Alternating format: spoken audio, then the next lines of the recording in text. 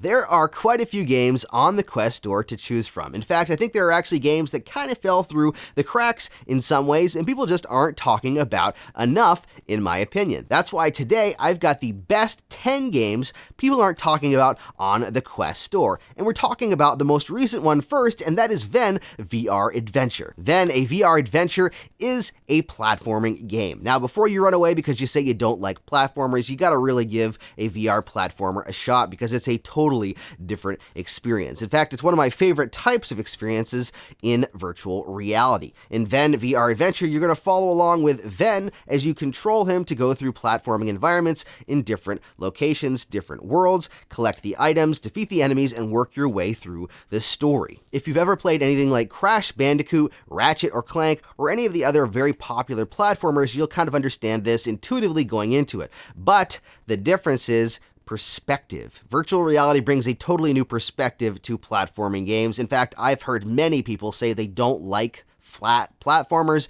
but love VR platformers like Moss, for instance, because of the perspective. When you get into a game and you're inside of a world, allowing you to turn around completely and allowing you to play a game and use that perspective to actually play and solve puzzles, it changes the entire way the game feels. And Ven VR Adventure does that really well. Not only that, it actually looks pretty good on the Quest platform. The controls are really well done, and it's just a fun overall game. Next, let's go back a little bit to a puzzle game that I don't really hear a lot about. That's actually one of the most unique and fun games in VR, and that is Time Stall. Time Stall has you solving puzzles while time is stopped, and then starting time again to see how the puzzle plays out. It's actually pretty humorous and entertaining. You're the only human left as the captain of this spaceship with all of these evil robots. Technically, they're not evil, they've just gone evil, they've turned bad, and you try to stop them using time stall power. It's a pretty unique game,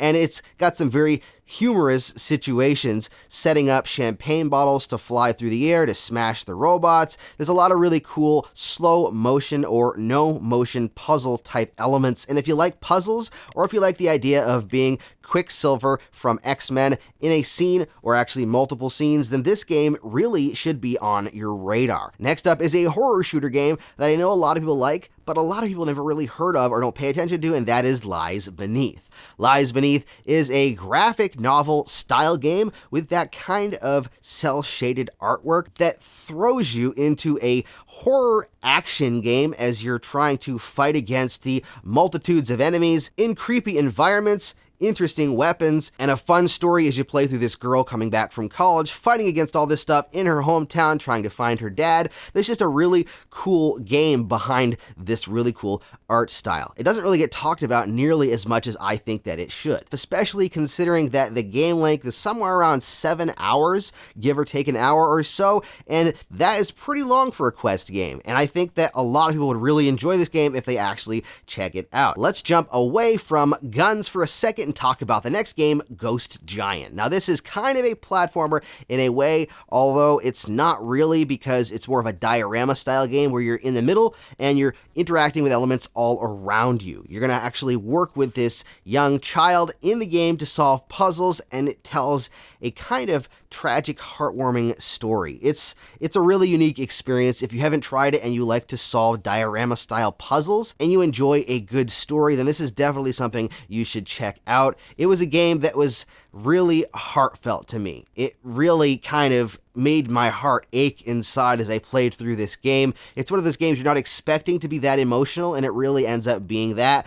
On top of that, the puzzles are fun, the art style is fantastic, and it's just an overall really fun game to play. This next game actually launched with the Quest, and I really enjoyed it, and that's called Journey of the Gods. Back when it first launched on the original Quest, it was actually compared to games like Zelda in style, because you're using a sword and a shield and different magical powers to be able to play through this game. The art style is simplistic but fun, and overall it's really quite a good experience. I don't think a lot of people that are currently in the Quest 2 or currently in VR because of Quest 2 know about this game, or at least they don't know how much fun this game is, and it's a pretty lengthy campaign for this game as well. Plus, upgradable weapons, there's a story there, the combat's quite fun, the environments look good to go through. Overall, Journey of the Gods is actually one of the more fun experiences I had back when I first started playing on the Oculus Quest. There's another game that I absolutely loved that launched with the Quest, and to this day I still love the game, and that is called Shadow Point. Shadow Point is more of a puzzle-style game, but it's got some really creative puzzles using light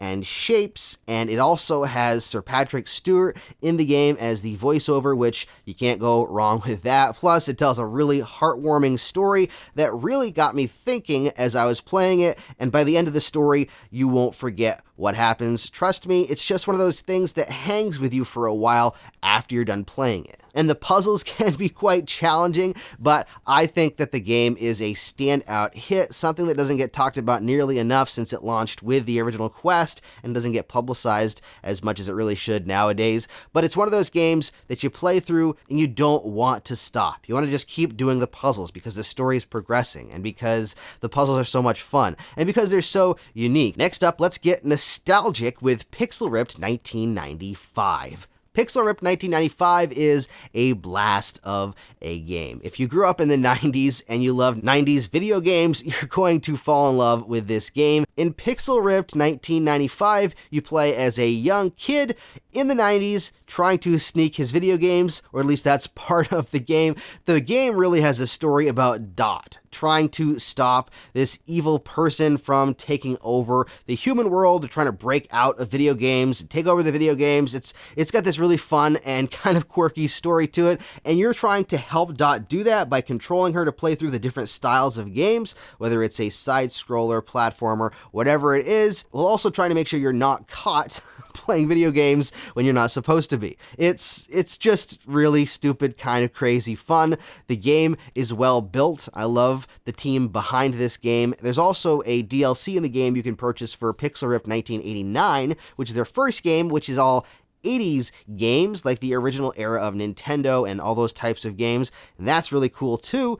But this game itself, 1995, is well worth a visit if you're a 90s kid and you love playing on the Genesis or the Super Nintendo or even early stages PlayStation with those 3D platformers. One of my favorite parts about this game is the Road Rash sequence. If you ever played Road Rash, then you'll really appreciate that sequence, trust me. Next up is another story-based game that I think is a really well-told story and just really fun to play, and that's Apex Construct. Apex Construct launched quite a while ago on the Quest platform, and it is a story-based archery game in a futuristic kind of world. It's a little weird, kind of crazy, a little creepy with mother and father as these giant robotic things that are trying to control the world, and there's these crazy digital dogs that try to get you, and it's just got a lot going on. If you like archery, and you like story-based games, and you like futuristic, and you just like games overall that are first-person adventure kind of action puzzle games, this is a great game to check out. Next up is a game that I really want to revisit, especially in co-op, and that is Path of the Warrior. If you are a fan of beat-em-up games like Streets of Rage or Double Dragon, then this game is going to be right up your alley because Path of the Warrior is essentially that in virtual reality. You can even interact with the environments like throwing people onto a stove, smashing them with doors, hitting them with pool cues, chairs. It's just crazy, stupid fun, and if you really enjoy the game for what it is, it's quite a fun experience. But the best way to play this is to bring in a friend and play together. Co-op in this game is just crazy, crazy fun. I mean, you just messing around in these environments, beating up these guys while you laugh with each other and play.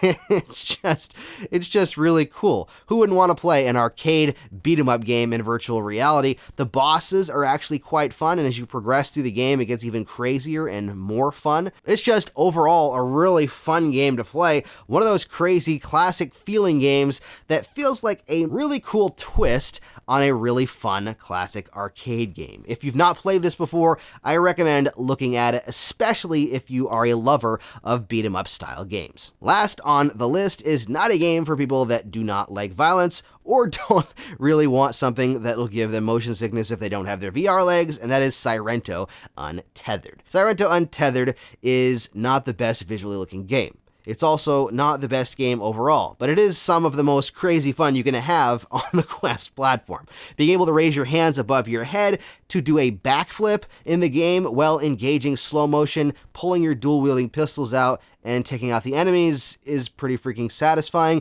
From wall running to backflips to slow motion to swords, pistols, shotguns, there's plenty to use to dispatch your enemies in this game. This is more of an arena-style game. It doesn't have a story like the Sairento game on PC, but those arenas can keep you pretty busy. There is a co-op multiplayer mode as well, plus upgradable weapons, unlockables, daily challenges. There's really quite a bit going on in this game. It's just super satisfying combat, and I think it's something that a lot more people should experience. There you go. There is my personal list of the top 10 best Quest games that nobody is talking about. What do you think of my list? What games would you add to this list? And out of these games, which ones do you agree with? Let me know down in the comments what you think. And if you want to get the most out of your Quest and your Quest, don't forget to hit that subscribe button down there and the bell icon for notifications. And you can check out even more of my videos right over there. Thank you so much for watching. Stay safe, and as always, happy questing.